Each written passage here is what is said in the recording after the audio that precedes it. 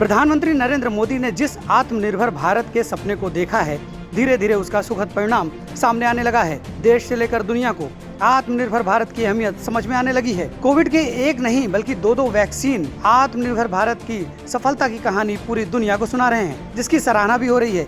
इसलिए जब पीएम मोदी आत्मनिर्भर भारत के बारे में कुछ भी कहते हैं तो उसे समझने की जरूरत है। बीते दिनों प्रधानमंत्री नरेंद्र मोदी ने कहा कि दुनिया भर में किफायती, टिकाऊ और उपयोगी वस्तुओं की खोज की जा रही है और घरेलू व वैश्विक दोनों स्तर पर अवसरों का लाभ उठाने के लिए एक विशाल बाजार प्रतीक्षा कर रहा है। साथ ही उन्होंने ये भी कहा कि भारत ऐसे उत्पाद बनाना चाहता है जिनकी गुणवत्ता अच्छी हो और जिनकी विश्व स्तर पर तारीफ हो। पीएम मोदी हमेशा सरकार की आत्मनिर्भर भारत योजना के बारे में अपने विचार साझा करते रहते हैं। आत्मनिर्भर भारत के बारे में पीएम मोदी ने कहा कि इसमें गुणवत्ता पर उतना ही जोर है जितना उत्पादन के पैमाने पर। उन्होंने कहा, आज दुनिया हमारा बाजार है। भारत के लोगों में क्षमता है। एक राष्ट्र के रूप में दुनिया भारत को भरोसेमंद देश मानती है। पीएम मोदी कहते हैं कि अपने लोगों की योग्यता और देश के भरोसे के साथ भारत के उच्च गुणवत्ता वाले उत्पाद दुनिया भर में पैठ बनाएंगे। पीएम मोदी साथ ये भी कहते हैं कि भारत सिर्फ अपने उत्पादों से वैश्विक बाजारों को भरना नहीं चाहता। हम चाहते हैं कि भारतीय उत्पाद दुनिया भर में लोगों का दिल जीतें। उन्होंने विनिर्माताओं और उद्यमियों से कहा कि जब हम भारत में बनाते हैं यानी मेक इन इंडिया, तो हमारा उद्देश्य न केवल